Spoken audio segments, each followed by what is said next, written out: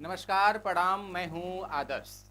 जैसा कि आप जानते हैं, मैं पहले क्लास में ही बताया था कि हर चैप्टर के कंप्लीट होने के बाद मैं इससे संभावित प्रश्नोत्तरी आप सभी को कराऊंगा, जिससे आप टॉपिक वाइज चलते चलेंगे और अपना स्वयं का मूल्यांकन भी कर पाएंगे कि इस चैप्टर को मैंने पढ़ा तो मैंने इससे जो भी प्रश्नोत्तरी किया मैं कितना कर पा रहा हूँ, कितना नहीं कर पा रहा हूँ। तो इससे आप स्वयं का मूल्यांकन भी कर सकते हैं। तो ठीक है, आइए हम चलते हैं। जैसे कि अभी मैं आपको हिंदी साहित्य जो कि पीजी एंट्रेंस 2024 के लिए सीयूटी के लिए आप तैयारी कर रहे हैं, तो इसमें क्या है कि हम जो भी आपको पहला चैप्टर इतिहास लेखन और आदिकाल, अभी हम एक चीज़ें बताए हैं, हम इस टॉपिक पे आपसे आपके साथ प्रश्नोत्तरी हम कराएंगे। तो आइए हम सबसे पहले प्रश्नोत्तरी पे चलते हैं कि सबसे पहला प्रश्न हमारा क्या है, हम इस चीज़ पे देखेंगे।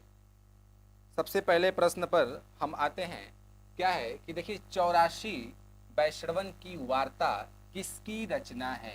क्या हमने जो भी बच्चा इस क्लास को पहले किया है, क्या इस क्वेश्चन को, इस लाइन को मैंने बताया है या नहीं? ठीक है, पहले ध्यान दें कि 84 वैष्णवन की वार्ता की किसकी रचना है, बताइए फटाफट। तो इसमें जो आंसर होगा, हमारा आंसर होगा डी नंबर, गोस्वामी गोकुलनाथ, या केवल कहीं कहीं पर इनका नाम आता है गोकुलनाथ करके आता है। ठीक है, ये मेरा राइट आंसर होगा। ठीक है, अगले क्वेश्चन पे हम चलते हैं। अगला क्वेश्चन क्या है कि हिंदी साहित्य के इतिहास लेखकों का काल क्रमानुसार क्या है? अब देखिए भाई, क्या मजे के हम अब ऐसे आपके एग्जाम में वन लाइनर भी क्वेश्चन पूछे जाएंगे। अब आप सोचेंगे कि वन लाइनर क्वेश्चन पूछा जाए, 4 ऑप्शन मिल जाए, एक ऑप्शन में लगा दो फटाना का मिल, नहीं।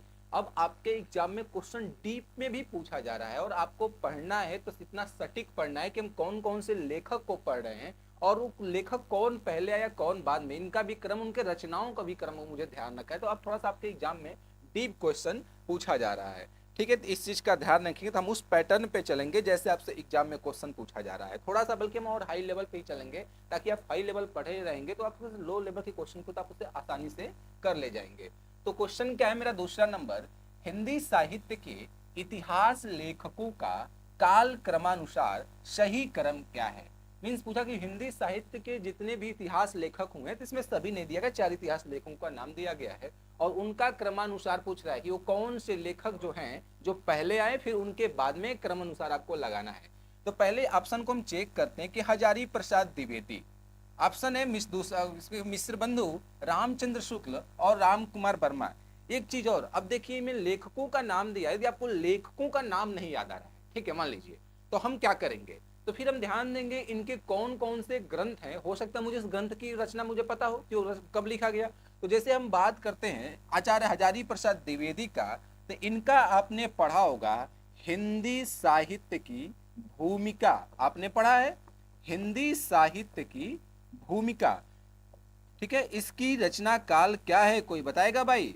ठीक है, इसकी रचना काल है 1940। ठीक है, दूसरे हैं मिश्र बंधु, इनका क्या है भाई? मिश्र बंधु विनोद है, विनोद नाम से मिश्र बंधु विनोद, इसका रचना क्या है? प्रथम 3 भाग में 1913। तो अब बताइए, अब हमें एक चीज क्लियर मिल गया भाई, हजारी प्रसाद द्विवेदी से पहले तो मिश्र बंधु आएंगे। तो ये ऑप्शन तो मेरा ऐसे ही गलत हो गया। ठीक है, अब हमें एक चीज देखना, चारों को मुझे चेक नहीं करना, एग्जाम हॉल में आपको समय बचाना है। तो मिश्र बंधु जो है वो हजारी प्रसाद द्विवेदी से पहले आएंगे। अब चारों ऑप्शन में चेक करेंगे तो मिश्र बंधु जो देखिए इसमें आ गए और आपको इसमें भी आ गए, इसमें अब 3 ऑप्शन बच गए। फिर हम देखेंगे अगले में राम कुमार वर्मा, इनका क्या है भाई? हिंदी साहित्य का आलोचनात्मक इतिहास जो आया है 1938 ईस्वी में। ठीक है, अब हमें यह ध्यान देना है कि अब राम कुमार वर्मा से भी मिश्र बंधु पहले आएंगे, तो ये भी ऑप्शन मेरा गलत हो गया। अब फिर इधर देखेंगे, अब इस तीसरा ऑप्शन में क्या है कि रामचंद्र शुक्ल, इनका क्या है? हिंदी साहित्य का इतिहास, जो कि कब आया भाई, कौन बताएगा? 1929 जनवरी के महीने में। मींस, और जबकि क्या मिश्र बंधु का मिश्र बंधु विनोद 1913 में। तो अब आचार्य रामचंद्र शुक्ल से भी पहले आएंगे मिश्र बंधु। तब मेरे पास एक ही ऑप्शन बचा, चौथा ऑप्शन लीजिए राइट आंसर। ठीक है, क्लियर है? आइए अगले क्वेश्चन पे हम चलते हैं। अगला क्वेश्चन क्या है मेरे सामने कि मिश्र बंधुओं में कौन नहीं है? मैं आपको पहले क्लास के में ही बताया था कि मिश्र बंधु को भाई ध्यान से देखना, ये बहुत ही कंफ्यूज करते हैं कि इनमें से कौन नहीं, आपसे यही क्वेश्चन इनसे बनता है मैक्सिमम। तो हमने बताया था मिस्र बंधु में मिस्र बंधु में क्वेश्चन कहां गया भाई, एक सेकेंड, ठीक है, हाँ, मिस्र बंधु में कौन नहीं है आपसे पूछा गया है, ठीक है।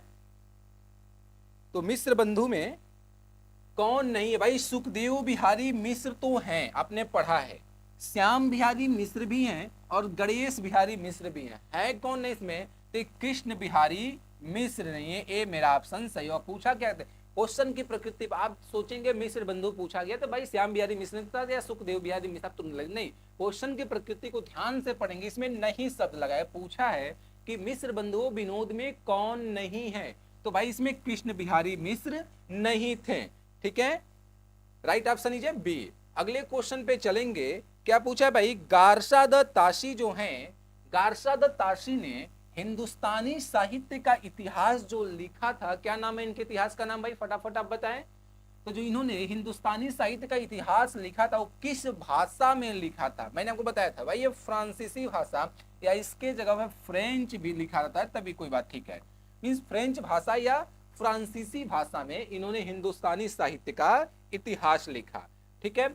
अगले क्वेश्चन पे क्या आते हैं भाई, देखिए ये भी थोड़ा सा आपके सामने एक टफ क्वेश्चन आ गया, इसे हम कैसे सॉल्व करेंगे, ठीक है, ध्यान देंगे कि निम्नलिखित इतिहास ग्रंथों का काल क्रमानुसार सही क्रम क्या है, आपसे पूछा। अभी इसके पहले का जो थोड़ा क्वेश्चन था वो क्वेश्चन क्या था कि इतिहास ग्रंथ के जो लेखक हुए थे उनका क्रम पूछा था, लेकिन अब यहाँ पे अब हो सकता है उन्हीं वही रचनाकार या कोई और है, तो उनके क्या कि जो कुछ इसमें ग्रंथ दिए गए हैं इन ग्रंथों का मुझे काल क्रम में लगाना है।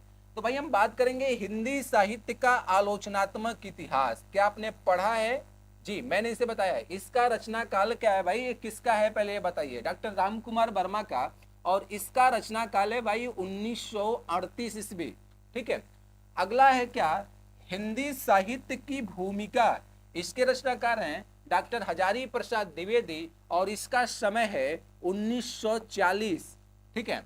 हिंदी, और अगला क्या है, हिंदी साहित्य का इतिहास, भाई ये डॉक्टर रामचंद्र शुक्ल की बारे में अगर नाम नहीं दे रहा है तो आप ये समझ के चलेंगे हिंदी साहित्य का इतिहास डॉक्टर रामचंद्र शुक्ल के बारे में पूछा जा रहा है, तो इसका रचना काल क्या है भाई 1929 जनवरी के महीने में, ठीक है। और अगला क्या है, मिस्र बंधु विनोद, भाई ये तो 1913 में लिखा गया है, आपको भी पता है, ठीक है, वो तो किसके पहले 3 भाग है। अब हमें इस क्रम में लगाना है, मिस 1913 को पहले, 1929, 1938 और 1940, मिस्र बंधु विनोद सबसे पहले आएगा। हम देखेंगे सबसे पहले किस ऑप्शन में मिस्र बंधु विनोद आएंगे, इसमें भी नहीं, इसमें भी नहीं, ए वाला ऑप्शन है, देखिए थोड़ा सा नीचे कटा हुआ है, इसमें क्या मिस्र बंधु विनोद, उसके बाद से आएगा आचार्य रामचंद्र सॉरी डॉक्टर रामकुमार वर्मा का हिंदी साहित्य का आलोचनात्मक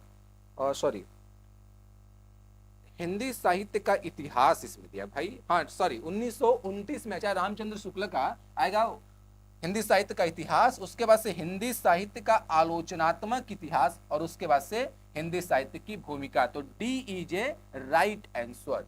क्लियर है, समझ पाए। तो देखिए थोड़ा सा ये उलझाऊ क्वेश्चन आपको मिलेगा ऐसे एग्जाम में फेस करने को, क्योंकि आप भाई देने जा रहे हैं पीजी का एंट्रेंस पोस्ट ग्रेजुएट स्नातक, ठीक है, इस चीज का ध्यान रखेंगे, थोड़ा सा आपको काफी एग्जाम हॉल में फेस करना पड़ेगा ऐसे क्वेश्चन को, बड़े बड़े क्वेश्चन, ठीक है।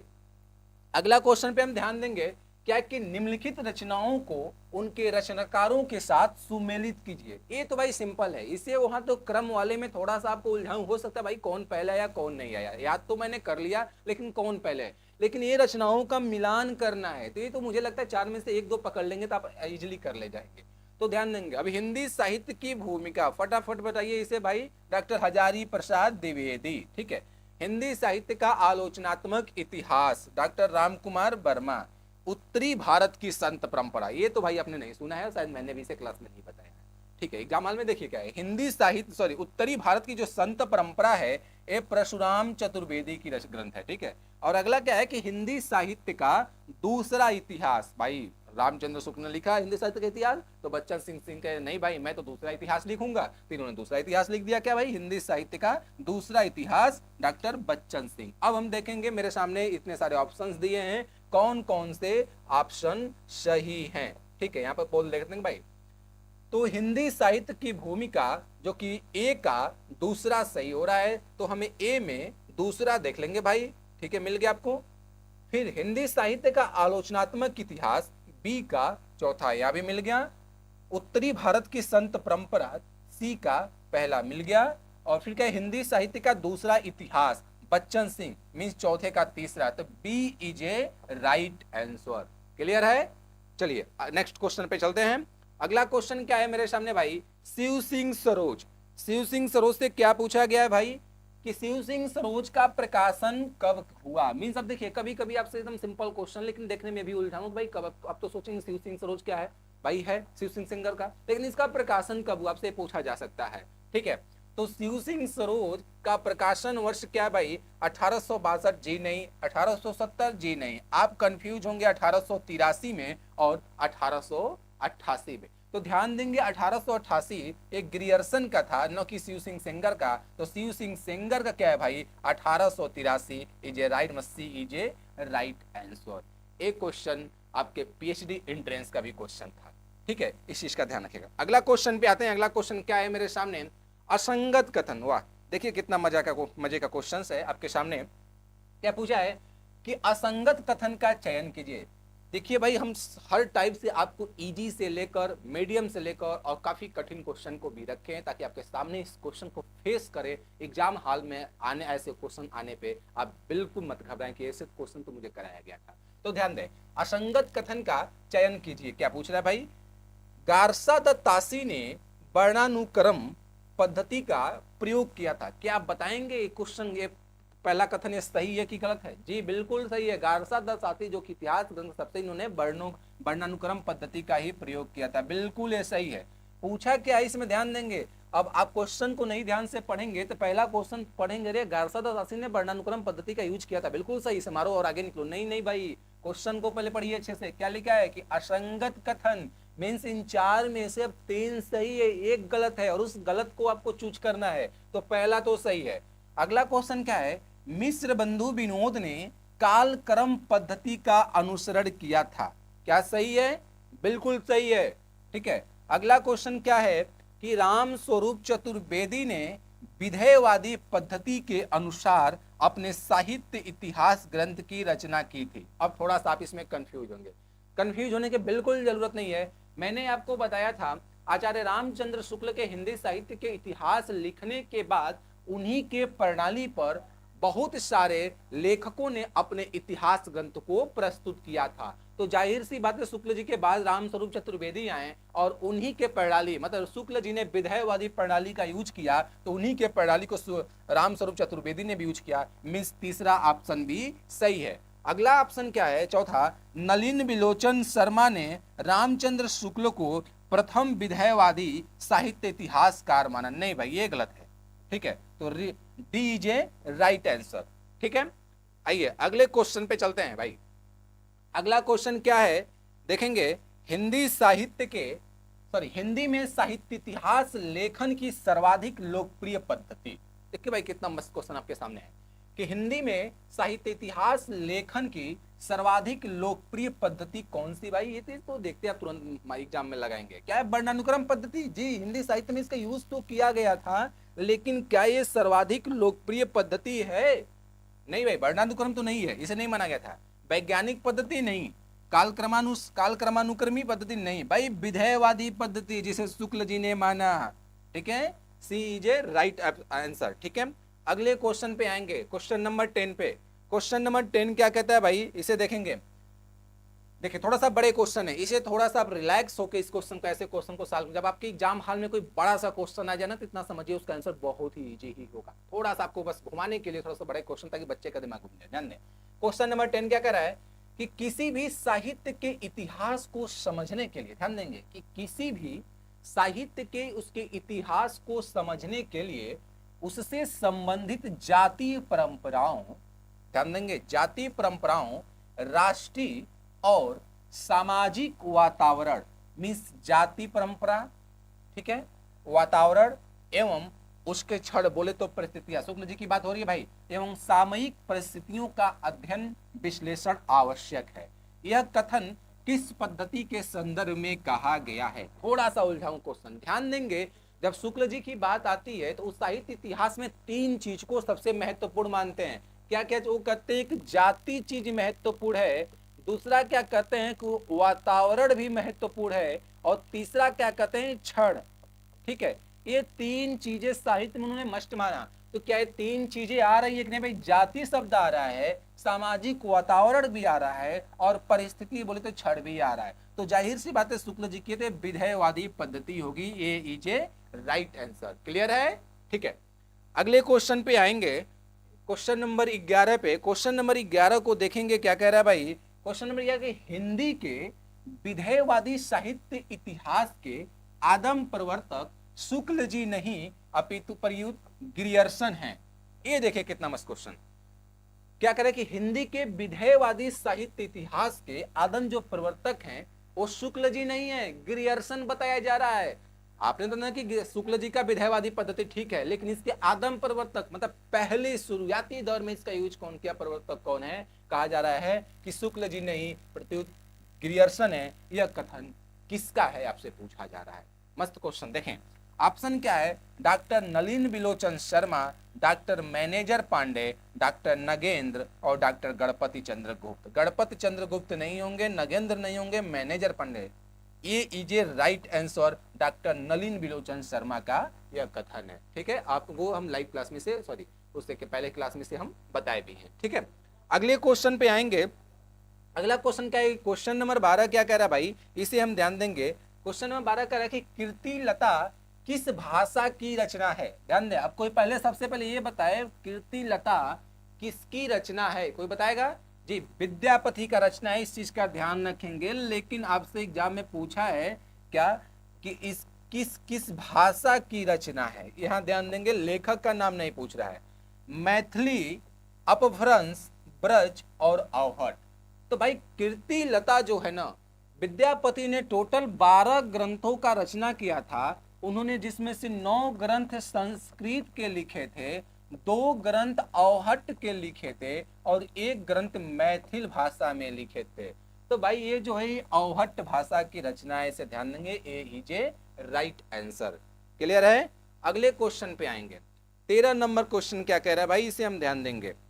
13 नंबर क्वेश्चन कह रहा है कि कीर्ति लता किस भाषा की रचना है। ये तो ही बताया भाई, अवहट का ही है। ठीक है, 13 नंबर क्वेश्चन देखेंगे, सॉरी।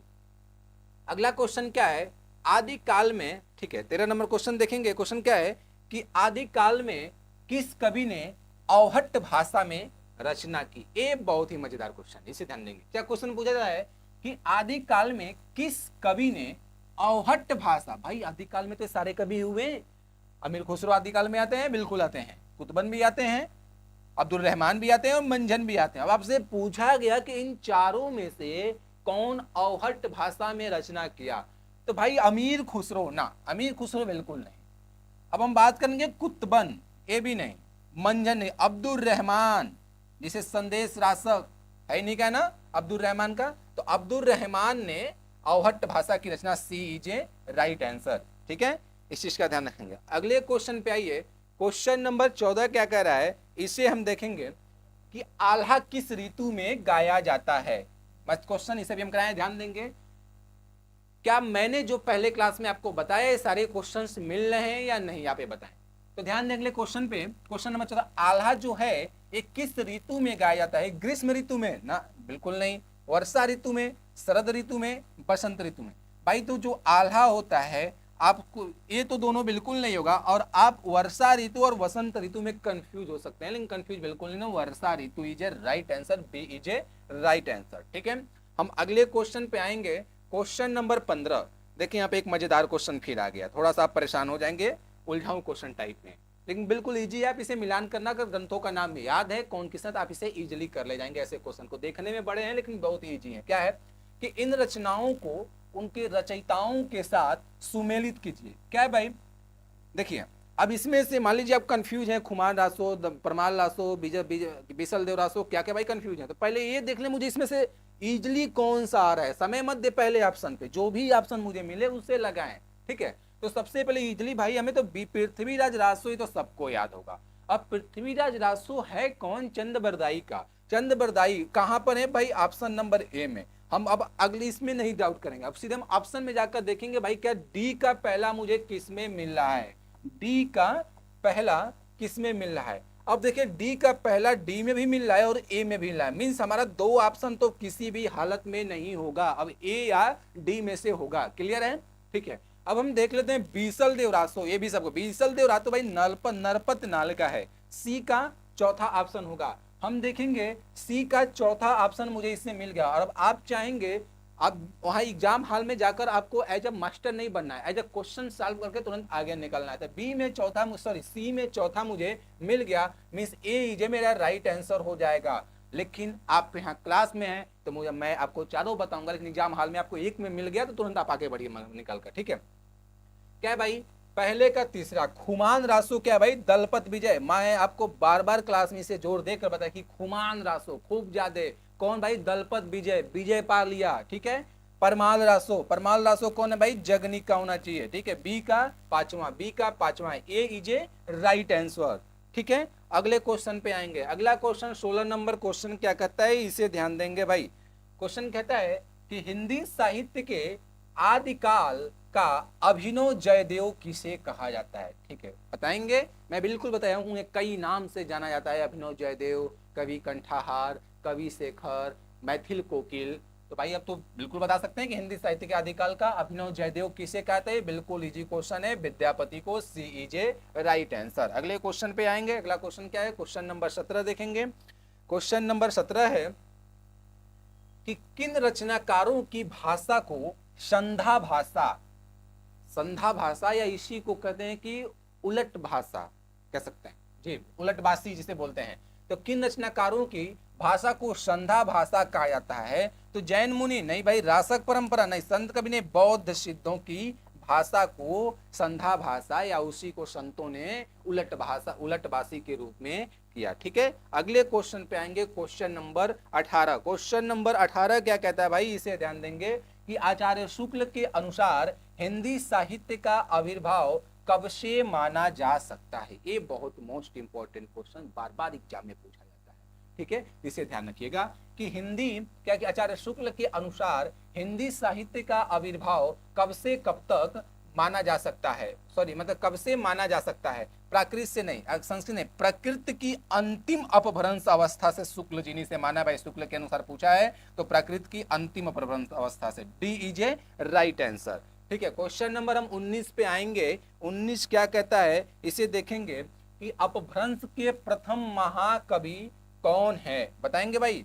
अपभ्रंश के, अपभ्रंश बात के पूछा है आदिकाल में कि अपभ्रंश के प्रथम महाकवि कौन है, तो B is a right answer, Swayambhu, ठीक है। ये बिल्कुल सिंपल क्वेश्चन से ऑनलाइन जल्दी से आप इसे कर ले जाएंगे। अगला क्वेश्चन क्या है, क्वेश्चन नंबर 20 को देखेंगे। क्वेश्चन नंबर 20 अपभ्रंश के, अरे सॉरी ये तो ही गया स्वयंभू, ठीक है। अगले क्वेश्चन को देखेंगे, क्वेश्चन नंबर 20। क्वेश्चन नंबर 20 है, क्या है, सॉरी क्वेश्चन नंबर 20 अपभ्रंश, ये तो ही गया है भाई, क्वेश्चन नंबर 19 हो गया है। हाँ 20 नंबर क्वेश्चन देखेंगे, क्या है, हिंदी का प्रथम महाकाव्य कौन है। ये आपसे पूछा गया है कि हिंदी का प्रथम महाकाव्य कौन है, बताइए भाई फटाफट। पृथ्वीराज विजय, ठीक है। अब आप देखेंगे भाई पृथ्वीराज रासो अपने रटा है फटाक, लेकिन ये ऑप्शन दे दिया पृथ्वीराज, आपने इसे आगे नहीं पढ़ा, तुरंत पृथ्वीराज मारकर चला गया। नहीं भाई, क्वेश्चन को अच्छे से पढ़िए ना, कि हिंदी का प्रथम महाकाव्य पृथ्वीराज विजय है, रासो नहीं है, तो गलत है। चंद्र रामचरितमानस ना पद्मावत है, Prithviraj Raso means C is a right answer. Question number 21 पे अगले पर आएंगे, अगले क्वेश्चन को हम ध्यान देंगे। अगला क्वेश्चन क्या कहता है कि आदिकालीन साहित्य में वीर रस की रचनाओं में प्रायः किस भाषा का प्रयोग किया गया है। ये बहुत ही मजेदार क्वेश्चन है और थोड़ा सा आपको इसमें उलझ भी सकते हैं, क्वेश्चन तो काफी छोटा है लेकिन थोड़ा सा आपको ध्यान देना होगा यहाँ कि आदिकालीन साहित्य में वीर रस की रचनाओं में प्रायः किस भाषा का प्रयोग किया गया है। तो भाई यहाँ पर बुंदेली ना, प्राकृतिक ना, पिंगल में डिंगल भाषा का प्रयोग किया गया है, इस चीज का ध्यान देंगे। क्वेश्चन नंबर मतलब B is a right answer. अगले क्वेश्चन पे आएंगे, क्वेश्चन नंबर 22 क्या कहता है, इसे ध्यान देंगे। शब्दानुशासन, भाई इसे हम क्लास में बिल्कुल आपको बताए हैं, आप फटाफट बताइए। तो शब्दानुशासन के लेखक कौन है भाई, हेमचंद, सी इज ए राइट आंसर। अगले क्वेश्चन पे आएंगे, क्वेश्चन नंबर 23। देखिए भाई आपके सामने क्वेश्चन नंबर 23 आया है, क्या कहता है कि खालिक बारी, हाँ खालिक बारी है यहाँ पे भाई। खालिक बारी किसकी रचना है, बिल्कुल आप इसे तुरंत बताएंगे, फटाक देना भाई, अमीर खुसरो, बीजे राइट आंसर। अगले क्वेश्चन पे आएंगे, क्वेश्चन नंबर 24 क्या कहता है, इसे ध्यान देंगे। क्वेश्चन नंबर 24 कहता है क्या इनमें कौन सा युग्म संगत है। अब देखिए थोड़ा सा, वहां पे असंगत पूछा था बहुत पहले, और इसमें क्या है संगत पूछ रहा है, मीन्स इस 4 में से 3 गलत है, 1 सही है, मुझे उसी को चूजना, संगत कथन को पूछना है। तो बीसल देव रासो नरपत नल, भाई मुझे तो सबसे बड़ा संबत है, मतलब क्या संगत ही मिल गया, ये बिल्कुल सही है, ठीक है। अब कहेंगे कि अगले क्वेश्चन को देख ले, हो सकता है इसमें भी कोई सही हो, नहीं। ऑप्शन देखिए, खुमान नासो, भाई ये दलपत हो गया, ये गलत है। विजयपाल लासो, ना ना ना, परमाल, ना ना ना, क्वेश्चन नंबर ये बिल्कुल सही है, ठीक है। अगले क्वेश्चन को देखेंगे, क्वेश्चन नंबर 25। क्वेश्चन नंबर 25 क्या कहता है भाई, इसे ध्यान देंगे कि डिंगल भाषा का संबंध किस साहित्य से। अभी थोड़ा सा पहले क्वेश्चन आया, उसके अपोजिट में दे दिया, ध्यान दें कि डिंगल, कभी कभी एग्जाम हॉल में भी आपका ऐसा होता है, क्वेश्चन नंबर 1 दिया है, क्वेश्चन नंबर 50वां पे भी वही आपको घुमा फिरा कर दे, इस चीज का ध्यान रखेंगे। तो डिंगल भाषा का संबंध किस साहित्य से है, हरियाणवी साहित्य से ना, अवधी साहित्य से ना, मैथिली साहित्य नहीं भाई, राजस्थानी साहित्य से डिंगल पिंगल, ठीक है, इसे ध्यान देंगे। क्वेश्चन क्या है, क्वेश्चन नंबर 25 का सी इज ए राइट आंसर। अगले क्वेश्चन पे आएंगे, क्वेश्चन नंबर 26। क्वेश्चन नंबर 26 क्या कहता है, इसे ध्यान देंगे कि रासो शब्द, ध्यान देंगे भाई, रासो शब्द की उत्पत्ति रसायन से किसने मानी है, कौन से विद्वान ने। ये बिल्कुल आप जानते होंगे, लेकिन फिर भी इसे ध्यान दें कि अब एक इंपॉर्टेंट क्वेश्चन है कि रासो शब्द की उत्पत्ति रसायन से किसने मानी है, तो रामचंद्र शुक्ल ने माना है भाई, B is a right answer. अगले क्वेश्चन पे आएंगे, क्वेश्चन नंबर 27। क्वेश्चन नंबर 27 क्या कहता है भाई, इसे ध्यान देंगे, पुष्यदंत, पुष्यदंत किस शताब्दी के कवि हैं। अब ध्यान दे भाई, पुष्यदंत के बारे में किस शताब्दी में, कब किसके, कब ये वर्तमान में थे, मीन्स इनका समय क्या है। तो पुष्यदंत, ये थोड़ा सा उलझाऊ क्वेश्चन, 8वीं शताब्दी ना, ना भाई, 7वीं ना, 10वीं और 11वीं में आप कंफ्यूज होंगे, लेकिन 11वीं भी नहीं, 10वीं, मतलब B is a right answer. अगले क्वेश्चन पे आएंगे, अगला क्वेश्चन क्या कहता है, यहाँ पर देखिए फिर थोड़ा सा आपको परेशान करने वाला क्वेश्चन आ गया, लेकिन बिल्कुल मिलान के लिए है, एक भी पकड़ लेंगे तो आप इसे कर ले जाएंगे। अब आपसे पूछा गया कि निम्नलिखित कवियों को उनकी कृतियों के साथ सुमेलित कीजिए। इनमें कुछ कवियों का नाम दिया गया है और उनके रचनाओं का नाम दिया है, उसे आपको क्रम में लगा मतलब उनके साथ सुमेलित करना है। स्वयंभू, थोड़ा ने बताया, स्वयंभू, स्वयंभू कौन है भाई, संधि नहीं, यहाँ उमचर्यु नहीं भाई, यहाँ पउमचर्यु है, यहाँ पर प लिख लीजिए, छूट गया है, ठीक है। तो भाई जब इसको हम लगा दिए प, तो यही मेरा आंसर हो जाएगा, स्वयंभू का पउमचर्यु, मीन्स पहले का दूसरा मुझे लगाना है। अब हमें ए देखना है क्या, ए का दूसरा, ए में दूसरा किधर है, मीन्स मुझे यहाँ पर मिल गया। अब आपको एग्जाम हॉल में समय बचाना, तो ए में दूसरा कहीं और तो नहीं है ना, आपको सीधे बी ऑप्शन मार के निकल जाना है, लेकिन यहाँ पे चारों देख रहे हैं। पुष्यदंत पूछा, शबरपा पूछा और अब्दुल रहमान पूछा, अब्दुल नहीं अब्दुल रहमान है भाई, अब्दुल रहमान। अब्दुल रहमान आप जानते हैं, इसके ग्रंथ का संदेश राशक, मतलब सी का पहला देखना है, सी का पहला मिल गया भाई, ठीक है। और क्या है, पुष्यदंत, पुष्यदंत क्या है, पुष्यदंत का ग्रंथ क्या है, महापुराण मिल गया। शबरपा, शबरपा क्या भाई, चर्या पद, मीन्स इसमें अब आप देखेंगे दो तो इजिली पकड़ लिए, जब दो इजिली पकड़ लें तो आगे का क्वेश्चन हो ही जाएगा, तो B is a right answer, ठीक है। हम अगले क्वेश्चन पे आएंगे, क्वेश्चन नंबर 29 पे। देखिए खूब कूट कूट कर ऐसे सारे क्वेश्चन आपके एग्जाम हॉल में भी ऐसे क्वेश्चन फेस करने को मिलेंगे भाई, और आप एकदम परेशान रहेंगे, लेकिन बिल्कुल शांत माइंड से बड़े बड़े क्वेश्चन को फेस करना है आपको, ठीक है। अगले क्वेश्चन को देखेंगे, हम फेस करते हैं क्या कि निम्नलिखित रचनाकारों के साथ उनकी रचनाओं को सुमेलित करना है। यहाँ पे फिर भी वही क्वेश्चन, ठीक है। तो पहले हमें आप खोल देते भाई कि आप देखें क्या, पहले फटाफट आंसर दें आप कि ज्योतिश्वर ठाकुर, भाई कौन बताएगा, ज्योतिश्वर ठाकुर की इनकी रचना का क्या नाम है भाई, बन रत्नाकर, ठीक है। उसके बाद क्या है भाई, जो हमें पहले इजली पाप पकड़ पाते उसे आप ध्यान देंगे, नरपत नाल, नरपत नाल भाई बीसल देव रासो, ठीक है। रोड़ा कवि राउर बेल का, ठीक है। अब देखें दामोदर भट्ट, दामोदर भट्ट क्या भाई, उक्ति व्यक्ति प्रकरण होना चाहिए, ठीक है। पहले हम देख लेते हैं ज्योतिश्वर ठाकुर, ए का चौथा, ए में चौथा मुझे मिल गया तुरंत। अब आगे मुझे देख लेना है कि ए में चौथा और कहीं है या नहीं, नहीं है थोड़ा नहीं से आंसर मार्क एग्जाम हॉल में आगे निकलना है, लेकिन यहाँ पर और भी देख लें, दामोदर भट्ट उक्ति व्यक्ति प्रकरण मिल रहा है बिल्कुल। नरपतनाल बीसल देव रासो, बिल्कुल मिल रहा है। रोड़ा कवि राहुल भाई जी बिल्कुल, तो ये इज राइट आंसर। ठीक है, अगले क्वेश्चन पाएंगे क्वेश्चन नंबर 30 पे। क्वेश्चन नंबर 30 क्या कहता है भाई, इस पे ध्यान देंगे कि गोरख बानी के संपादक कौन है भाई। ये बिल्कुल आप जानते भी होंगे कि गोरख बानी के संपादक कौन है भाई, पीताम्बर दत्त बड़त्वाल, जो कि हिंदी के सबसे पहले इन्हें शोधकर्ता माना जाता है। पीताम्बर दत्त जो कि निर्गुण साहित्य पे इन्होंने अपना शोध कार्य किया था। ठीक है, अगले क्या है भाई, डीजे पीताम्बर दत्त बड़त्वाल, डीजे राइट आंसर। ठीक है, क्वेश्चन नंबर 31 पर आते हैं। 31 नंबर क्वेश्चन क्या कहता है भाई, इसे ध्यान देंगे। अब देंगे, कभी कभी आपके एग्जाम में कुछ पंक्तियां दे दी जाती है और पूछा दे किसकी है, तो ध्यान दें वही है यहाँ पे कि सजन शकारे जाएंगे नैन मरेंगे रोए। क्या है भाई कि सजन शकारे जाएंगे नैन मरेंगे रोए। भाई ये तो देखते ही लगे अमीर खुसरो की रचना है, ये लीजिए राइट आंसर। ठीक है, क्वेश्चन नंबर 32 को देखेंगे। क्वेश्चन नंबर 32 क्या कहता है भाई, इस पे थोड़ा ध्यान देंगे कि खुसरो की रचना जो खालिक बारी बसुता है, क्या है खुसरो की जो रचना पूछा जा रहा है, जो खालिक बारी है वो किस भाषा क्या है भाई, ये पहेलियों का संकलन है खालिक बारी ना। उसके बाद से क्या है, फारसी हिंदी शब्दकोश, कह मुकरियों का संकलन नहीं, मनोरंजन पर नहीं भाई, ये फारसी और हिंदी का शब्दकोश है, B is a right answer. अगले क्वेश्चन पे देखेंगे, क्वेश्चन नंबर 33। क्वेश्चन नंबर 33 क्या कहता है, इसे ध्यान देंगे। क्या है कि किस समीक्षक ने विद्यापति की पदावली को जीव और परमात्मा के संबंध का रूपक माना। देखिए क्या मजेदार क्वेश्चन आपके यहाँ, बिल्कुल उलझाऊंगा फंस सकते हैं। और एक क्वेश्चन दिल्ली विश्वविद्यालय के पीएचडी की एंट्रेंस में भी पूछा गया है। ठीक है, 2021 में मेरे समझ से। ठीक है, ध्यान देंगे। तो हिंदी क्या क्वेश्चन कि किस समीक्षक ने विद्यापति की पदावली को, जो विद्यापति का जो पदावली है उसको जीव और परमात्मा के संबंध का रूपक माना है। तो आंसर इसका हो जाएगा भाई Rambrij Benipuri, D is a right answer.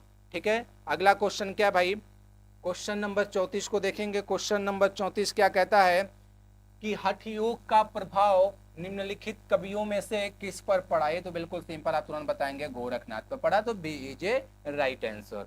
ठीक है, तो अगले क्वेश्चन पे चलते हैं। क्वेश्चन नंबर 35 क्या कहता है, ध्यान देंगे कि उक्त व्यक्ति प्रकरण ग्रंथ किस विषय पर है। भाई सब जो उक्त व्यक्ति प्रकरण ग्रंथ है ये किस विषय का है, मतलब विषय किस पर है कि पुराणों का है नहीं, भक्ति काव्य का नहीं, प्रेम का नहीं, भाई ये एक व्याकरण ग्रंथ है। क्वेश्चन ऑप्शन नंबर डी, उक्त व्यक्ति प्रकरण जो है एक व्याकरण ग्रंथ है। ठीक है, तो D is a right answer. अगले क्वेश्चन पे चलेंगे। क्वेश्चन नंबर 36 क्या कहता है, इस पर ध्यान देंगे। 8वीं शताब्दी के कवि नहीं है। ध्यान देंगे भाई, 8वीं शताब्दी कवि है। आप तो कहेंगे भाई सरापा भी, अब पहले ऑप्शन पढ़े 8वीं शताब्दी, सरापा 8वीं शताब्दी में है, मान लो। नहीं, क्वेश्चन क्या पूछा कि नहीं है पूछा है, मीन्स इसमें से 3 तो है, एक नहीं है, जो नहीं मुझे उससे छाटना है। सबरपा भी है, स्वयंभू में हेमचंद्र जो है ये 8वीं शताब्दी के कवि भाई नहीं है। तो क्वेश्चन ऑप्शन नंबर सी सही है। अगले क्वेश्चन पे चलेंगे। क्वेश्चन नंबर 37 देखेंगे भाई, क्या कह रहा है कि मैथिली का प्राचीनतम उपलब्ध ग्रंथ। अब मैथिली भाषा का सबसे जो प्राचीन उपलब्ध ग्रंथ कौन है, अब बताएंगे। आप में से मैं दावे के साथ कह रहा हूं ये क्वेश्चन आप लोग गलत करके आ सकते हैं कि सब लोग सोचेंगे मैथिली विद्यापति कीर्तिलता लगा कर आएंगे। ना ना भाई, कीर्तिलता नहीं, बन रत्नाकर। आपसे पूछा गया क्वेश्चन क्या है कि मैथिली का प्राचीनतम उपलब्ध ग्रंथ पूछा जा रहा है, तो ये बन रत्नाकर जिसके ज्योतिष्वर ठाकुर का है। ठीक है, option A is a right answer. अगले क्वेश्चन पे चलेंगे। क्वेश्चन नंबर 38 क्या कहता है, इस पे ध्यान देंगे भाई कि मैं, ये तो हो गया भाई, हाँ क्वेश्चन नंबर 38 क्या कहता है, इस पे ध्यान देंगे। बौद्ध गान ओ दोहा का संपादन किसने किया। बौद्ध गान ओ दोहा राहुल संकीर्तन ना सूर्यकांत नहीं, हरप्रसाद शास्त्री ने किया भाई। Question option number D, question number 38 का option number D, Haraprasad Shastri जय राइट आंसर। अगले क्वेश्चन नंबर 39 पे आते हैं। क्वेश्चन नंबर 39 क्या कहता है, सॉरी क्वेश्चन नंबर 39 क्या कहता है, इसे ध्यान देंगे कि दोहा या द्रिहा नहीं भाई, दोहा होगा, द्रिहा नहीं है, ध्यान देंगे। दोहा या दोहा किस भाषा का लोकप्रिय छंद है। दोहा या दोहा किस भाषा का लोकप्रिय छंद है। तो ये भाई अब ब्रंश का बहुत इंपॉर्टेंट क्वेश्चन, इसे ध्यान देंगे, बार बार एग्जाम में पूछा जाता है ऐसे क्वेश्चन। ठीक है, अगले क्वेश्चन पे चलेंगे। क्वेश्चन नंबर 40 क्या कहता है? 40 कहता है भाई कि कबीर की अपेक्षा, आप देखिए कितना मजेदार क्वेश्चन, कोटेशन टाइप में, कि कबीर की अपेक्षा खुसरो का ध्यान बोलचाल की भाषा की ओर अधिक था। अब आप कहेंगे भाई कबीर ने भी तो कहा, लेकिन कबीर की जो भाषा थी एक क्षणिक थी और मनोरंजन परक ज्यादा थी, लेकिन यहाँ क्या है कि कबीर की अपेक्षा खुसरो का ध्यान बोलचाल की भाषा की ओर अधिक था। यह किसका कथन है? तो भाई ये कौन कह सकता है? कौन अपने सर पे बाल लेगा? तो ये भाई शुक्ल जी ही कहते हैं इस बात को, ध्यान देंगे। क्वेश्चन नंबर 40 का option number D is a right answer. ठीक है, अगले क्वेश्चन पे आएंगे, क्वेश्चन नंबर 4141 पे। फिर देखें आपके सामने एक मिलान का क्वेश्चन आ गया। आप कहेंगे बार बार कितने ऐसे क्वेश्चन भाई आपके एग्जाम में आएगा, क्योंकि अब लेवल काफी बढ़ चुका है, पहले जैसे नहीं ऑनलाइन में पूछ लिया जाता था। देखें क्या है कि निम्नलिखित रचनाओं को उनके रचनाकारों के साथ सुमेलित कीजिए। ठीक है, सबसे इजी हम पहले पकड़ेंगे श्रौकाचार। भाई ये सबसे पहले हिंदी का साहित्यिक रचना है, देवसेन मिल गए। अब आपको आगे नहीं पकड़ने, एग्जाम हॉल में तुरंत पकड़िए। तीसरा का पहला कौन है भाई? तो सी का पहला, सी में पहला यहाँ भी मिल गया, सी में पहला यहाँ। अब ये तो नहीं होगा, बी और डी में से ही कोई होगा। ठीक है, आपको ये आपको और पकड़ना का। पृथ्वीराज रासो चंद्रबरदाई भाई बी का चौथा मुझे इसमें मिल गया, मतलब ये भी खत्म। B is a right answer. लेकिन यहाँ पर आप पूरा देख लीजिए क्या कहता है कि जय मयंक जस चंद्रिका। भाई ये मधुकर का है, ए का दूसरा। ठीक है, और क्या है?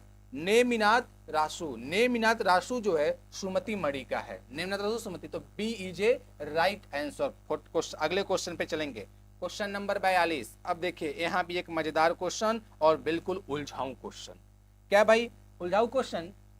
कि प्रकाशन वर्ष के अनुसार निम्नलिखित रचनाओं का सही अनुक्रम। अभी जो रचना है वो कब कब लिखे गए पहले तो आपको ये जानना है, और वो जो लिखे गए तो उनके क्रम में लिखाइए। तो भाई भरतेश्वर बाहुबली रास, ठीक है, आपने नाम सुना है भरतेश्वरी, क्या है? भरतेश्वर बाहुबली रास, जिसका है कि स्थूल, और अगला है कि रेवंत गिरी रास, चंदन बाला रास और श्रावकाचार। तो भाई हिंदी की सबसे पहली रचना तो हम श्रावकाचार को जानते हैं, इसे लगाएंगे। अब आगे मुझे देखना है किसी और में श्रावकाचार नहीं है, तो D is a right answer. क्या भाई श्रावकाचार, भरतेश्वर बाहुबली रास, चंदन बाला रास और रेवंत गिरी। भरतेश्वर बाहुबली रास किसका भाई? ये शालिभद्र सूरी का है। रेवंत गिरी रास जिनधर्म सूरी का, और एक है चंदन बाला। ठीक है, तो क्या कि श्रावकाचार भरतेश्वर बाहुबली, श्रावकाचार सबसे पहले है, इसे ध्यान देंगे। D is a right answer. Chandan Bala Ras हुआ देखें, बताएंगे इसे। ठीक है, क्वेश्चन नंबर अगले पाए 43 देखिए, फिर आपके सामने एक मिलान करने को दे दिया गया। क्या कहता है यहाँ पर? देखिए क्या दिया मिलान करने को, कि निम्नलिखित पात्रों को, देखिए भाई कितना डीप में चला गया। अब आपको ग्रंथ नहीं पूछा, ग्रंथ का नाम नहीं पूछा, उसका प्रकाशन, उस ग्रंथ में क्या क्या चीजें हैं उनका मिलान करना है। कितना डीप आपसे क्वेश्चन पूछा जा रहा है। तो निम्नलिखित पात्रों को उनके रचनाकारों के साथ सुमिलित करिए। अब देखें ये जो कुछ रचनाकार हैं, बीसल देव रासो, चंदायन, पृथ्वीराज रासो, ये ग्रंथ हैं, और उस ग्रंथों में क्या है कि उनमें कौन कौन से पात्र आए हुए हैं। तो सबसे पहले हम बात करेंगे, इजली को पकड़ेंगे। नागमती किसमें आई है भाई? तो नागमती आप तुरंत पकड़ते हैं किसमें भाई? पद्मावत में। बी का पांचवा मुझे देखना है। अब देखिए बी में पांचवा इसमें है, तो मतलब बी और सी तो नहीं होगा हर हाल में, ए और डी में से ही कोई होगा। ठीक है, आगे देख लेते हैं। चंदा तो भाई चंदायन के में है, मुल्ला दाऊद में। तो ए का दूसरा देख लेंगे, ए में दूसरा यहाँ भी है। अभी भी मामला सेट नहीं हुआ भाई। दो ऑप्शन को मैंने देख लिया, फिर भी कभी कभी ऐसा हो जाता है कि एक ही पकड़ लीजिए, लगा लेते हैं, कभी कभी तीन पकड़ने के बाद भी क्वेश्चन को हल नहीं हो पाता है। इसे देंगे, दो तो मैंने कर लिया, फिर भी मामला मेरा सेट नहीं हुआ, दो ऑप्शन पर टिके पड़े हैं। अब देखेंगे राजमती। भाई राजमती जो है ये किसकी हो सकती है? विग्रह राज में है, बिसल देव रासों में। राजमती का पहले क्या है? विवाह है, वियोग है, फिर पुनर्मिलन है। तो राजमती जो है भाई बीसल देव में, सी में पहला। अब देखेंगे सी में पहला, अब मामला मेरा सेट हो गया। Means question number option number A is a right answer, और डी का तीसरा मालवड़ी, जो कि आपको हम पिछले क्लास में बताए हैं, ढोला मारूरा दुहा का है। तो ए इज ए राइट आंसर। ठीक है, हम आते हैं अगले क्वेश्चन पे, क्वेश्चन नंबर 44 को। फिर देखें 44 भी इसी टाइप के क्वेश्चन हमारे सामने आ गया है। क्या है कि निम्नलिखित रचनाओं को उनके रचनाकारों से सुमेलित करिए। अब रचनाकार हैं, उनके रचनाओं से सुमेलित करना है भाई। अब ध्यान देंगे इसमें मुझे कौन सा पकड़ पा रहे हैं। सबसे पहले भाई तो देखेंगे हम प्रबंध चिंतामणि। भाई ये बहुत ही बार बार एग्जाम हॉल में कंफ्यूज करने के लिए आता है। बल्कि ये प्रबंध चिंतामणि किसके भाई, जैनाचार्य मेरुतुंग का। सोचिए कभी कभी नेट जैसे बड़े एग्जाम में भी, जो नेट जेआरएफ का एग्जाम होता है, एक आध क्वेश्चन परंपरागत पूछ दिया जाता है, तो वही हाल है। ये जो प्रबंध चिंतामणि इस बार के नेट के क्वेश्चन में पूछा गया था कि किसकी रचना है। तो प्रबंध चिंतामणि जैनाचार्य मेरुतुंग का है। तो एक का दूसरा मुझे देख लेना है सबसे पहले, मिलता है कि नहीं भाई। एक का दूसरा, ए में दूसरा यहाँ पर है, यहाँ पर है। अब बी और डी तो नहीं होगा, ए और सी में से ही कोई होगा, लेकिन फिर भी आगे देखते हैं। अब क्या है, रणमल छंद। रणमल छंद किसका है भाई, ए है श्रीधर का। फिर देखते हैं बी का पहला। अब बी में पहला मिस मेरा मामला सेट हो गया, ए इज ए राइट ऑप्शन। फिर भी आगे देखते हैं, सी जय चंद्र प्रकाश, ए है भाई भट्ट केदार का। और जय मयंक जसचंद्र का, ए है मधुकर कवि का। मीन सी का चौथा, सी का चौथा और डी का तीसरा, ए इज ए राइट आंसर। ठीक है, अगले क्वेश्चन पर हम आएंगे। अगला क्वेश्चन क्या कहता है भाई, क्वेश्चन नंबर 45। देखिए कितना मस्त, अब आपके लायक थोड़ा सा क्वेश्चन आ गया होगा, बिल्कुल वन लाइनर सिंपल सा क्वेश्चन। क्या भाई, पुरुष परीक्षा लेखनी से भी सिंपल नहीं लेंगे। बार बार एक क्वेश्चन गलत कर जाते हैं आप हम लोग कि पुरुष परीक्षा क्या पूछा है, किस कवि की रचना है। ऑप्शन में क्या है, ज्योतिश्वर ठाकुर, विद्यापति, गोरखनाथ, आचार्य देवसेन। अब आप मुझे लगता है गोरखनाथ तो काट ही देंगे, देवसेन को भी आप काट देंगे, लेकिन ज्योतिश्वर ठाकुर और विद्यापति में काफी कंफ्यूजन हो सकता है। तो ध्यान देंगे, पुरुष जो परीक्षा है ये विद्यापति का रचना है। ठीक है, B is a right answer. अगले क्वेश्चन पे चलते हैं, क्वेश्चन नंबर 45। देखिए क्वेश्चन नंबर 45 फिर मिलान करने को आपके सामने, सॉरी क्वेश्चन नंबर 45 देखना था ना। ठीक है, क्वेश्चन नंबर 45 ये हो गया, क्वेश्चन नंबर 46। ठीक है, क्वेश्चन नंबर 46 को देखेंगे, 46 को क्या करना है। फिर आपके सामने एक मिलान का क्वेश्चन आ गया भाई। क्या है कि निम्नलिखित रचनाओं को उनके रचनाकारों से सुमेलित कीजिए। कौन कौन से, क्या है भाई कि राउर बेल है भाई। ठीक है, कुमार रासो, चंदन वाला रास, यहाँ पे हलंत नहीं होगा, योगचर्या। ठीक है, तो अब हम ये देखेंगे, सबसे इजली मुझे पकड़ना है। सबसे इजली क्या है भाई, चंदन वाला रास आशु कवि की रचना है, सी में पहला। अब देखें भाई यहाँ पर सी में पहला मुझे ढूंढ लेना है। तो सी में पहला मेरा दूसरे में मिल रहा है, मतलब B is a right answer. मामला तो मेरा एक ही क्वेश्चन पे पकड़ने पे सही हो गया, लेकिन मुझे और भी देख लेना है। खुमान रासो, मैंने बताया है क्या भाई कि राउर बेल, जो राउर बेल है, सॉरी चंदन वाला जो रास है ये आशु कवि का है, सी का पहला, तो मुझे सी का पहला मिल गया। ठीक है, राउर बेल है ये रोड़ा कवि का है, रोड कवि है रोड़ा कवि, तो एक का चौथा भी मिल गया। ठीक है, खुमार नासो क्या भाई, कुमार नरसो दलपत विजय पे खूब ज्यादा जो कि विजय प्राप्त कर लिए, तो बी का पांचवा मिल गया। ठीक है, और योगचर्या डोम्बिपा का है भाई, तो ये क्या है कि डी का दूसरा, B is a right answer. Clear है। ठीक है, अगले क्वेश्चन पे आते हैं। अगला क्वेश्चन देखते हैं मेरे सामने क्या है, क्वेश्चन नंबर 47। क्या ठीक है, देखिए क्वेश्चन नंबर 47 क्या है, निम्नलिखित लेखों को उनकी रचनाओं के साथ सुमेलित करना है। इसमें क्या है भाई, ये क्या कह रहा है कि देखे विजय सेन सूरी, नरपत नाल, शालिभद्र सूरी और आशुक कवि है, आसपू नहीं है भाई, आशुग है। ठीक है, तो मुझे सबसे इजी कैसे मिलेगा भाई, नरपत नाल जिसके लेखक हैं बीसल देव रासो, बी का तीसरा। हम पहले सेट करते हैं मामला को, देखते हैं सही पाते हैं कि नहीं। बी का तीसरा इसमें है, और इसमें भाई पहला और चौथा तो किसी हाल में नहीं होगा। अब आपके पास बच गया बी और सी। फिर हम देखेंगे शालिभद्र जो सूरी है ये भरतेश्वर बाहुबली रास लिखा है भाई, बाहुबली रास। ठीक है, इस चीज का ध्यान देंगे। भरतेश्वर बाहुबली रास जो है क्या है भाई, ये शालिभद्र सूरी का है, तो सी का दूसरा यहाँ भी मिल गया, यहाँ भी मिल गया। अब देखिए भाई 2 क्वेश्चन मैंने सॉल्व कर लिया, फिर भी मेरा आंसर का मामला सेट नहीं हुआ। फिर आगे फिर मुझे ध्यान देना होगा, आशु कवि जो है भाई ये चंदन वाला रास का है, तो डी का चौथा, मीन्स डी का चौथा। अब जाकर मामला सेट हुआ, मतलब B is a right answer. अब ये बच गया है, क्या बच गया भाई, विजय सेंचुरी ये रेवंत गिरिराज का ही, सॉरी हाँ रेवंत गिरी, जिनदत्त नहीं भाई, वहां पे मैंने गलत बता दिया है, जिनदन का दूसरा है, ये विजय सेंचुरी का रेवंत गिरी रास, इस चीज का ध्यान रखेंगे। क्लियर है? चलिए अगले क्वेश्चन पे चलते हैं। अगला क्वेश्चन क्या है, क्वेश्चन नंबर 48 को देखेंगे। 48 क्या कहता है, देखिए कितना मस्त क्वेश्चन आपके सामने सिद्ध से है कि सिद्धों में जो प्रतीत महामुद्रा शब्द, भाई ये भी क्वेश्चन नेट में पूछा गया है, ठीक है, लेकिन फिर भी आपको मैं कह रहा हूं कि सिद्धों में प्रचलित जो महामुद्रा शब्द का अभिप्राय, जो महामुद्रा शब्द होता है उससे क्या मतलब है? सिद्धि हेतु आसन का एक रूप है? नहीं भाई, सिद्धि हेतु की जाने वाली एक क्रिया, ये हो सकता है, लेकिन थोड़ा ध्यान देंगे, आगे पढ़ सकते हैं। सिद्धि प्राप्ति हेतु स्त्री संसर्ग और सिद्धि प्राप्ति हेतु स्त्री से विरक्ति, ये बिल्कुल नहीं है। अब सिद्धि हेतु की जाने वाली एक प्रक्रिया हो सकती है, या सिद्धि प्राप्ति हेतु स्त्री संसर्ग, तो एक क्रिया तो दूसरी चीज हो गई कि क्या है कि सिद्धि प्राप्ति हेतु की जाने वाली एक क्रिया, नहीं, यहाँ पर होगा आंसर आपका सिद्धि प्राप्ति हेतु स्त्री के संसर्ग।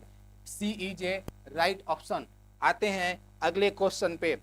अगला क्वेश्चन क्या है, क्वेश्चन नंबर 49। फिर देखें आपको उसी टाइप के क्वेश्चन आपके सामने मिल गए हैं। क्या है भाई, अब देखें थोड़ा सा टफ क्वेश्चन आपको महसूस होगा, क्योंकि यहाँ पे कवियों का उनका क्या दिया है, पंक्तियां दी हैं और उनके नाम दिया गया है और उनके साथ आपको मिलान करना है। तो ध्यान देंगे, जब भी ऐसे मिलान करने वाले क्वेश्चन आते हैं और वो टफ हैं तो समझ लीजिए आपको एक पकड़ने में मामला आपका सेट हो जाना चाहिए।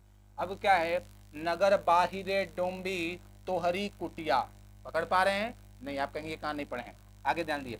का आ तरुवर पंच बिडाल, नहीं पकड़ पा रहे हैं। कड़ुआ बोल न बोलिस नारी, नहीं पकड़ पा रहे हैं।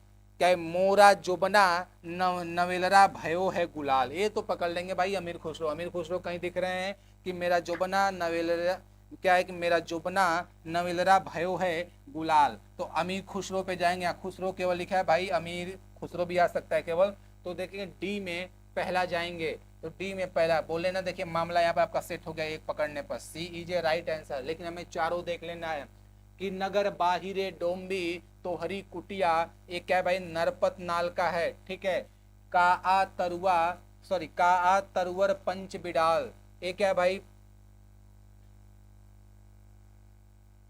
बी का तीसरा, बी का लेकिन तीसरा खुसरो है, खुसरो को तो मेरा जो बना है, और कहीं भाई इसका ऑप्शन गलत है क्या भाई, का कड़ुआ बोलना बोलिस नारी, नहीं, मोरा जोबना नवेरा भयो है गुलाल, ये भाई तो खुसरो का है, ये खुसरो का ही होना चाहिए भाई, खुसरो का ही, ठीक है। डी का तीसरा होगा, पहले का चौथा होगा, सही है, ठीक है। और कड़ुआ बोलना, एक बार तीसरा देते हैं, कड़ुआ बोलना तीसरे का दूसरा, ठीक है, एक कढ़ापा का है, ठीक है। और डी का एक का बाहरी, ये चौथा सरहपा का होगा ये वाला, ठीक है। क्वेश्चन नंबर 49, ये थोड़ा सस्पिशन में, इसे हम आपको देखकर बताएंगे, यदि आप जानते हो तो बताइएगा, मुझे भी कंफ्यूजन इसमें लग रहा है, लेकिन ये तो खुसरो का है मेरा जो, इस पे हम पकड़ ले रहे हैं, ठीक है। इसे रखते हैं अभी पेंडिंग में, इस क्वेश्चन को रखते हैं क्वेश्चन नंबर 49 पे, ठीक है। अगले क्वेश्चन पे आते हैं, क्वेश्चन नंबर 50 क्या कहता है, इस पे ध्यान देंगे। फिर भाई फिर उसी टाइप से क्वेश्चन आपके सामने है, निम्नलिखित रचनाओं को उनके रचनाकारों के साथ सुमेलित करिए। क्या क्या है भाई, इसे ध्यान देंगे।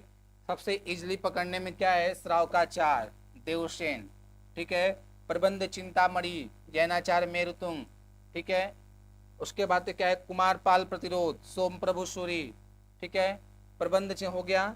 अब क्या है, प्राकृत प्रकाश बररुचि, क्या है भाई, ये थोड़ा सा मिलान कर लेंगे, क्या है, ए का दूसरा यहाँ पर है, कहीं नहीं, मामला तो सेट हो गया भाई, ये मेरा एक ही ऑप्शन से, लेकिन फिर भी देखते हैं।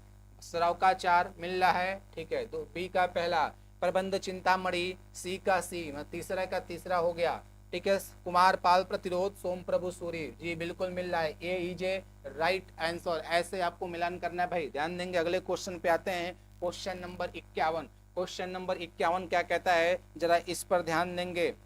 देखिए मजे का क्वेश्चन क्या है इसमें कि पंजाब में, अब देखिए थोड़ा सा आपसे फिर डीप क्वेश्चन गया है, वन लाइनर छोटा सा लेकिन थोड़ा डीप है, कि पंजाब में नमक के पहाड़ों के बीच, जो पंजाब में नमक के पहाड़ हैं, नमक के पहाड़ों के बीच बना जो बालनाथ का टीला है नामक धार्मिक स्थल किससे संबंध है? पंजाब में नमक के पहाड़ियों के बीच जो बना बालनाथ का टीला है वो किस धार्मिक स्थल से संबंध है? तो सिद्धों से, नाथों से, जैनों, सॉरी क्या है, सिद्धों से, जैनों से, नाथों से, सिद्धनाथ दोनों से।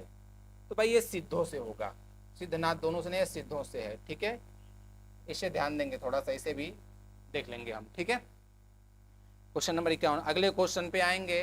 अगला क्वेश्चन क्या है? Question number 52।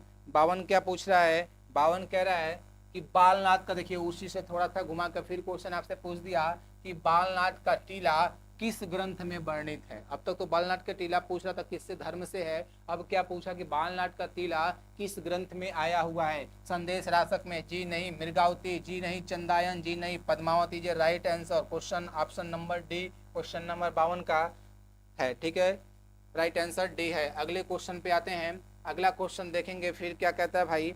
अगला क्वेश्चन कहता है कि नाथ संप्रदाय की मुख्य विशेषता इस प्रकार है। अब देखिए, अब नाथ संप्रदाय को आपको पढ़ना होगा, उसके बाद से उसमें से देखिए एग्जाम हाल में 2-4 ऐसे क्वेश्चन आपको भरे रहेंगे जो बिल्कुल आपको समझ में नहीं आएगा या गलत करके चले आएंगे। तो क्या है, उसी टाइप के क्वेश्चन कि नाथ संप्रदाय के मुख्य विशेषता इस प्रकार है, ध्यान देंगे। गोरखनाथ का यह पंथ बौद्धों की वज्रयान शाखा से निकला है। ध्यान, गोरखनाथ का पहली बात क्लियर हुआ, गोरखनाथ का यह पंथ है भाई, लेकिन पंथ जो बौद्ध की वज्रयान शाखा से निकला है। सही है, बिल्कुल सही है। अगला क्या है पॉइंट देखेंगे, गोरखनाथ ने पंतजलि के उच्च लक्ष्य ईश्वर प्राप्ति को लेकर हठयोग का प्रवर्तन किया। बिल्कुल, गोरखनाथ ने पंतजलि को ही उच्च लक्ष्य को लेकर ईश्वर के क्या किया भाई, प्राप्ति को लेकर हठयोग का प्रवर्तन। ये भी ऑप्शन सही है भाई। अगला पॉइंट क्या है तीसरा, इस पंथ में पंचम कार के साथ शारीरिक मानसिक सूची पर बल दिया गया। नहीं, ये नहीं है भाई। अगला ऑप्शन क्या है, इनका मानना था कि इनका गोरख संप्रदाय का कि जोई जोई पिंड है, सोई सोई ब्रह्मांड है। जो इस शरीर में, पिंड में शरीर, वो ब्रह्मांड में। बिल्कुल सही है। तो ऑप्शन ए मतलब पहला, दूसरा और चौथा, केवल पहला, तीसरा, दूसरा ना, केवल पहला और दूसरा ना, केवल पहला, दूसरा और चौथा सी इज, और इसने पहले नहीं, सभी नहीं, C is a right answer. Question number 53 का सी ऑप्शन इज ए सही। ठीक है, आते हैं अगले क्वेश्चन पे। चलिए अगला क्वेश्चन क्या कहता है भाई, इसका ध्यान देंगे। अगला क्वेश्चन कहता है किस रासो ग्रंथ का संबंध विग्रहराज चतुर्थ से है भाई। अब बताए, मजे का क्वेश्चन आपको स्टार्टिंग का है, लास्ट पे लेकिन है स्टार्टिंग के आपके सिलेबस से। किस रासो ग्रंथ का संबंध विग्रहराज चतुर्थ से है भाई? तो बीसल देव रासो कितनी बारी से बताया गया है। ठीक है, ए इज ए राइट आंसर। आइए अगले क्वेश्चन पे आते हैं। ठीक है, ये रहा आपका हिंदी साहित्य के इतिहास लेखन की परंपरा और आदिकाल से मेरे समझ से आपको लगभग 54 क्वेश्चन, 54 क्वेश्चन आपको प्रश्नोत्तरी कराया गया। इतना सफिशियंट है, लेकिन आप और भी पढ़िए ताकि आपको टॉप करना है। तो ये मैंने इससे जितने भी संभावित क्वेश्चन हो सके, महत्वपूर्ण क्वेश्चन हो सके, ये कहने को 54 54 क्वेश्चन है, लेकिन मैंने जितने मिलान के क्वेश्चन कराए, भर भर के कराए आपको, वो जितने 4-4 ऑप्शन, वो 4-4 क्वेश्चन है, क्योंकि आपसे वन लाइनर भी क्वेश्चन पूछा जा सकता है। तो चलिए बहुत बहुत धन्यवाद। फिर अगली क्लास में मिलते हैं आपके एक नए टॉपिक के साथ, भक्ति काल के साथ आपसे मिलते हैं अगले क्लास में। एक बार फिर से आप सभी का स्वागत करते हैं CUET इंडिया प्लेटफॉर्म पे। धन्यवाद।